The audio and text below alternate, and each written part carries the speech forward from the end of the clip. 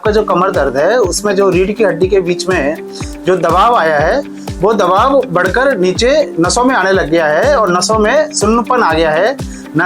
आप थोड़ा ही चलने पर और आपके तरंगें आपके पैरों में चलती है, इलेक्ट्रिक शूटिंग टाइप का पेन होता है, वो सियाटिका है। उद्देश्य है कि कुछ जो भ्रांतियाँ और कुछ भ्रम की स्थिति होती है उनको क्लियर करना, और कुछ क्योंकि कमर दर्द एक ऐसा प्रॉब्लम है जिसको लेकर मेरे ओपीडी में लगभग ये मान के चलिए 60 से 70% जो पेशेंट होते हैं वो कमर दर्द और ऑस्टियोआर्थराइटिस घुटनों के दर्द को लेकर। तो आप देखें कि इसमें हर वर्टिब्रा के बीच में एक डिस्क होती है ना।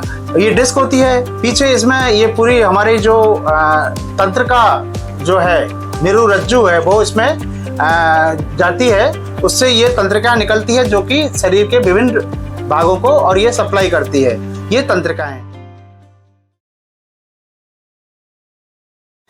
नमस्कार, मैं डॉक्टर मुकेश गर्ग। जैसा कि ये इस श्रृंखला में आज कमर दर्द को लेकर, कमर दर्द उसकी समस्याएं, उसके कारण, उसके उपचार और क्या प्रिवेंटिव मेजर्स हम ले सकते हैं उस पर आज हम चर्चा करेंगे।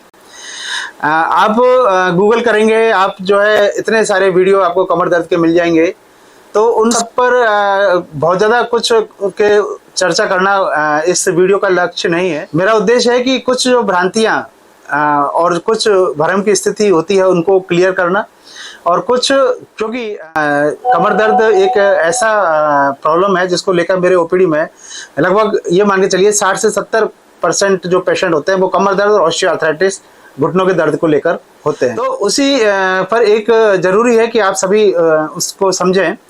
कमर दर्द एक निहायत ही एक लाइफस्टाइल डिजीज़ है। जिस तरह की हमारी जो लाइफस्टाइल आजकल हो गई है वो लाइफस्टाइल इसके लिए बहुत ज़्यादा कारक है इसका। तो दूसरा एक टर्म आता है सियाटिका। आजकल हर कोई कमर दर्द को सियाटिका बोल देता है और मेरे ओपीडी में आके कहेंगे साहब सियाटिका हो गया मेरे को। तो सियाटिका तो एक बहुत ही स्पेसिफिक टर्म है और हर कमर दर्द में सियाटिका नहीं होता। सियाटिका का मतलब है कि आपका जो कमर दर्द है उसमें जो रीढ़ की हड्डी के बीच में जो दबाव आया है वो दबाव बढ़कर नीचे नसों में आने लग गया है और नसों में सुन्नपन आ गया है ना। आप थोड़ा ही चलने पर और आपके तरंगें आपके पैरों में चलती है, इलेक्ट्रिक शूटिंग टाइप का पेन होता है, वो सियाटिका है। तो सियाटिका को इस तरह कॉमनली अपन नहीं इसको हम जो है वो हर कमर दर्द को बोले। दूसरा एक कॉमन जो टर्म यूज होता है वो होता है स्लिप डिस्क। डिस्क क्या सब डिस्क हो गई मेरे को। तो डिस्क भी एक बहुत ही स्पेसिफिक है, हर कमर दर्द में स्लिप डिस्क की प्रॉब्लम नहीं होती है। कमर दर्द का कारण क्या है? कमर दर्द में जो मेन जो कारण होता है उससे पहले हमें हमारे जो रीढ़ की हड्डी है उसकी संरचना को समझना जरूरी है। तो जो रीढ़ की हड्डी होती है वो 33 वर्टिब्रा कशेरुकाएं होती है, एक के ऊपर एक। हर ये इसका लंबर और सैक्रल वाला जो पोर्शन है और कॉक्सिक्स वाला पोर्शन है वो वाला पोर्शन का मॉडल मैं यहाँ पर दिखा रहा हूँ। तो आप देखें कि इसमें हर वर्टिब्रा के बीच में एक डिस्क होती है ना। ये डिस्क होती है पीछे, इसमें ये पूरी हमारी जो तंत्र का जो है मेरु रज्जु है वो इसमें जाती है, उससे ये तंत्रिका निकलती है जो कि शरीर के विभिन्न भागों को और ये सप्लाई करती है, ये तंत्रिकाएं हैं। तो क्या होता है कि कमर दर्द क्यों होता है? कमर दर्द का कारण होता है कि जो रीढ़ की हड्डी है, ये जो कॉलम है पूरा, इस कॉलम को सपोर्ट देने के लिए इसके दोनों तरफ मसल्स होती है। ये मांसपेशियां इसको इस तरह से सपोर्ट देती है जैसे कि हम कोई चांदनी तान रहे हैं और उसको रस्सियों से हम बांधते हैं, तो इस तरह से ये रस्सियां हैं जो कि इस रीढ़ की हड्डी को सपोर्ट दे रही हैं। तो प्रॉब्लम क्या होती है कि जब ये मसल्स वीक हो जाएं या ये मसल्स टाइट हो जाएं तो कमर दर्द होगा। यानी कमर दर्द का कारण होता है इसके आसपास की जो मसल्स हैं वो टाइट हो जाती है, वो स्पाज्म में आ जाती है, तो उसका कारण होता है कमर दर्द होने का। तो कहने का मतलब है कि जब अब इसका कारण क्या हो सकता है? दो कारण हो सकता है। या तो आपका कॉलम वीक हो गया है, तो कॉलम वीक हो गया है यानी कि हड्डियां कमजोर हो गई है, या डिस्क की प्रॉब्लम हो गई है ना। ऐसी पोजीशन में क्या होगा कि मसल्स को ज़्यादा उसको सपोर्ट देने के लिए ज़्यादा उनको खिंचाव करना पड़ेगा सपोर्ट देने के लिए, तो मसल्स टाइट हो जाएंगे, एक वो कारण हो सकता है। दूसरा मसल्स वीक हो गई हो तो वो जितना सपोर्ट देना चाह रही है वो उतना सपोर्ट नहीं दे पा रही है, तो वो एक कारण हो सकता है। तो ये हुआ, ये ज़्यादातर ओल्ड एज में होता है, लेकिन आजकल देखा जाए तो यंग एज में भी और 30 35 40 साल की उम्र में भी, इवन यंगर एज 18-20 साल की उम्र में भी, और कमर दर्द से हम देख सकते हैं जो मरीज आते हैं हमारे यहाँ पर, क्यों आते हैं वो, उसका कारण होता है कि हमारी लाइफ स्टाइल सेडेंट्री हो गई है।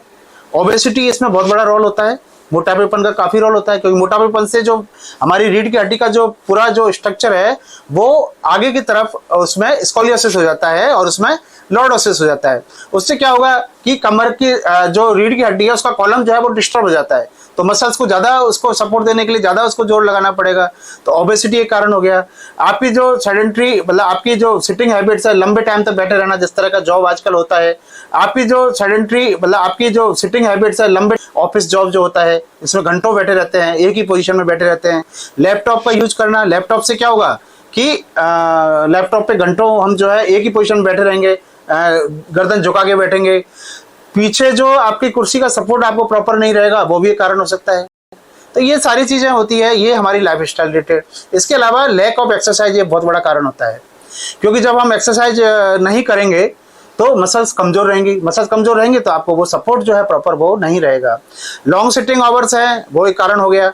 फिर दूसरा हमारा खान पान, जिस तरह से खान पान में हम कैल्शियम और जो विटामिन D3 सप्लीमेंट है उनका हम जो है ध्यान नहीं रखते हैं, फास्ट फूड का ज़्यादा सेवन करते हैं, ये सारी चीज़ें हैं जो इसमें नुकसानदायक होती है। तो आप इस चीज़ को समझे होंगे कि हर जो है वो कमर दर्द सciatica नहीं होता और हर कमर दर्द स्लिप डिस्क नहीं होता।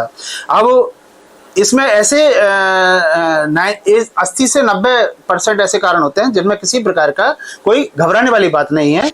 बहुत सिंपल एक्सरसाइज से, proper exercise, proper dietary, proper आपका जो बैठने का, आपका बैठने उठने का जो वो है आपका तरीका, उसको आप सुधारें।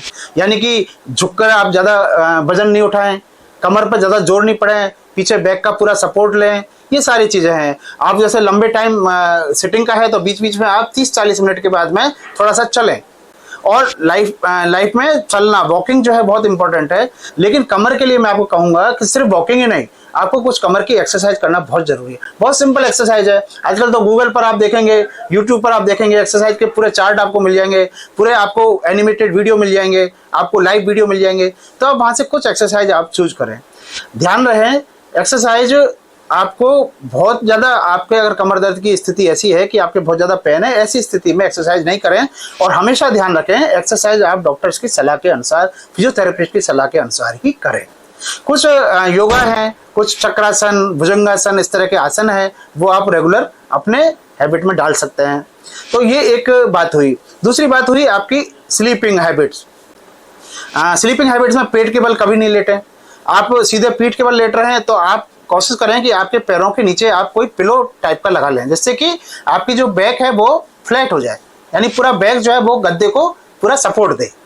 और इसलिए आपको जरूरी है कि आप ज़्यादा मोटा तकिया भी नहीं लगाएं और बहुत पतला भी तकिया नहीं लगाएं।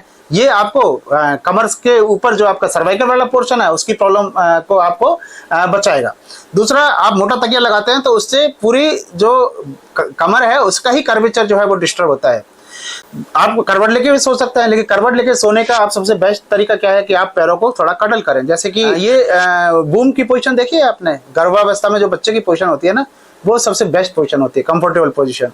तो थोड़ा सा आप पैरों को कडल करके और फिर आप सोएं, जिससे कि आपको कमर को पूरा आराम मिले।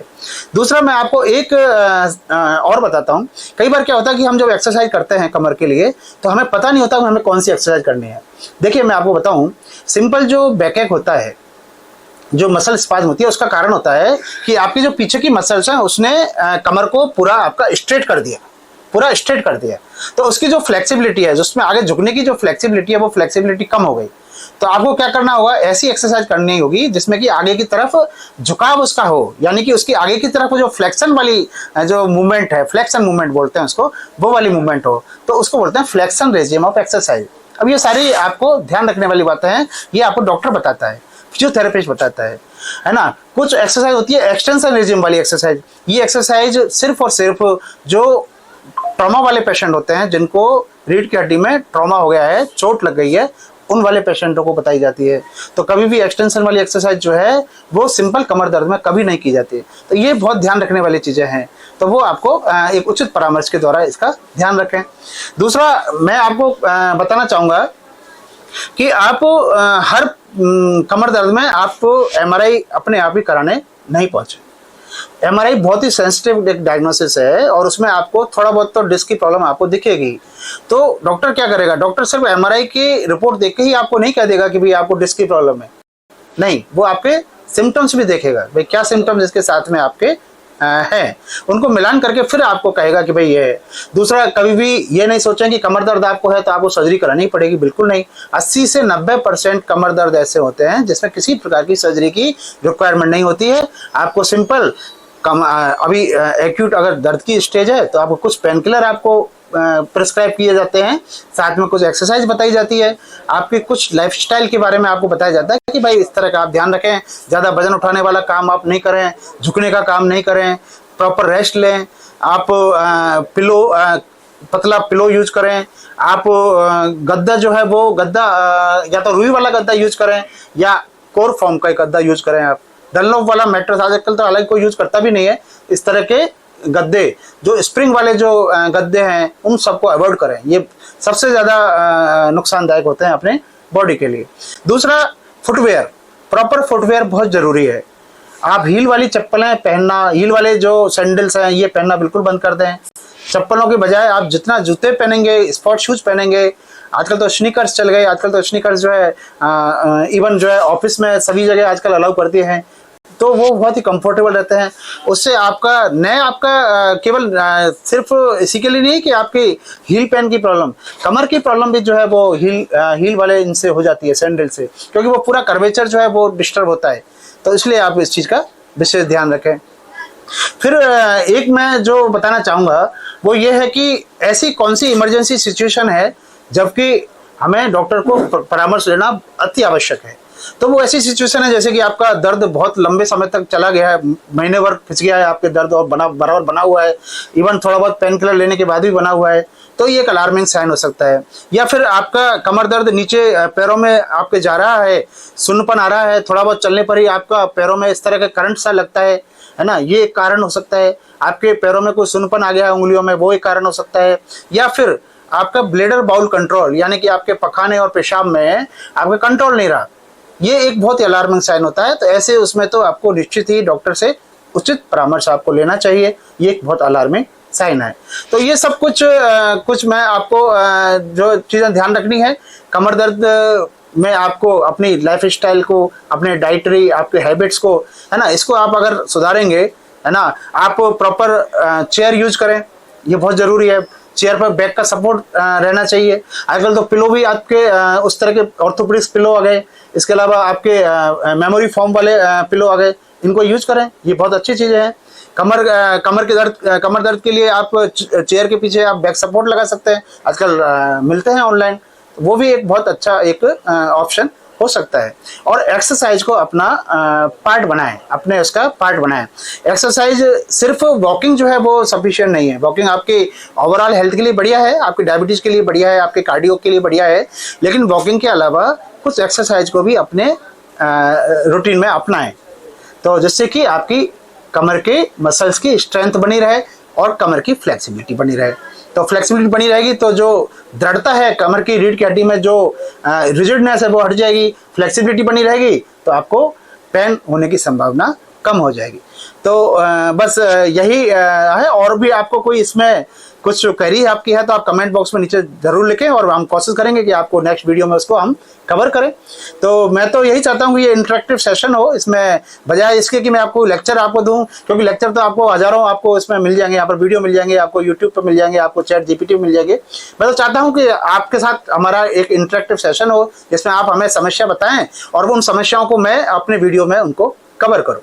आपके क्वेरीज, आपके जो संशय है उनको मैं जुड़े रहें मेरे साथ में। और अगर ये वीडियो आपको अच्छा लगे तो आप इसे लाइक करें, सब्सक्राइब करें, शेयर करें अपने और साथियों को जो ज़्यादा से ज़्यादा इस वीडियो का लाभ ले सकें। बहुत बहुत धन्यवाद। हेल्दी रहें, खुश रहें।